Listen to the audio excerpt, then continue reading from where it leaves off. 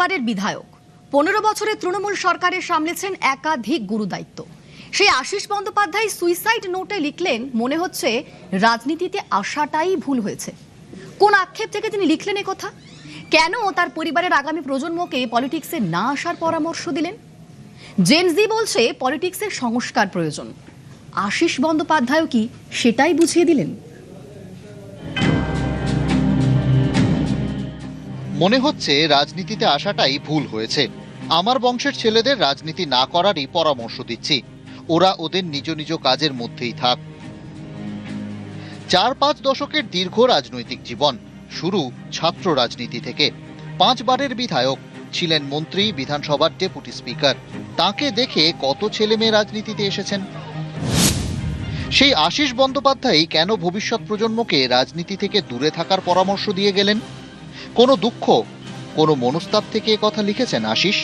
প্রশ্নগুলো অনেককেই ভাবাচ্ছে।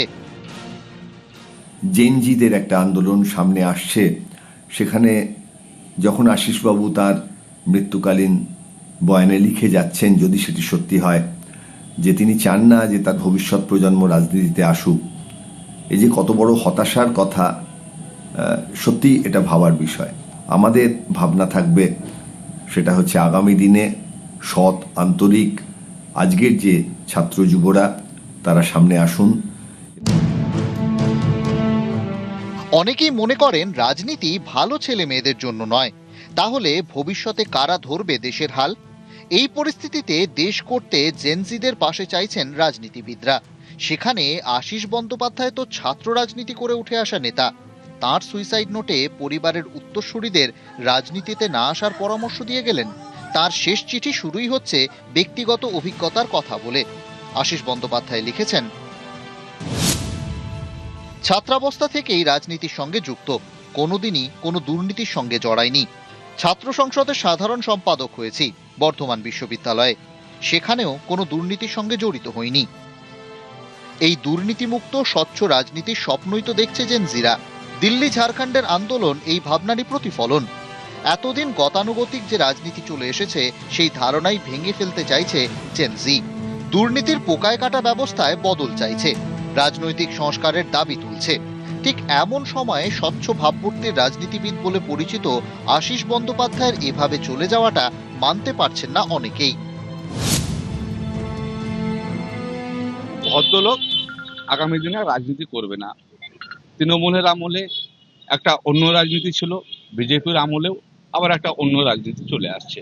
মানে পরিষ্কার পরিচ্ছন্ন রাজনীতি করার সংখ্যা পশ্চিমবঙ্গে কমে গেছে। এখন দুষ্ট লোকরা রাজনীতির মাথায় বসে আছে। সুইসাইড নোট মানে স্বীকারোক্তি।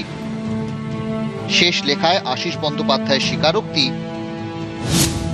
মনে হচ্ছে রাজনীতিতে আসাটাই ভুল হয়েছে। আমার বংশের ছেলেদের রাজনীতি না করারই পরামর্শ দিচ্ছি, ওরা ওদের নিজ নিজ কাজের মধ্যেই থাক। এখানেই থামেননি। সুইসাইড নোটে এও লিখেছেন, সর্বদা দলীয় অন্যায়কে মেনে নিতে না পারলেও প্রতিবাদ করতে পারিনি। জেনজিরাও তো এটাই চায়, অচলায়তন ভেঙে ফেলতে, যা ভুল, যা অন্যায় সেটা গলা ফাটিয়ে বলতে। আশিস বন্দ্যোপাধ্যায় কি এভাবেই সরব হতে চেয়েছিলেন? পারেননি বলেই কি গুমড়ে গুমড়ে মরছিলেন? জেনজির সঙ্গে কি মিলে যাচ্ছে না আশিস বন্দ্যোপাধ্যায়ের সুইসাইড নোটের স্বীকারোক্তি? নিউজ 18 বাংলা।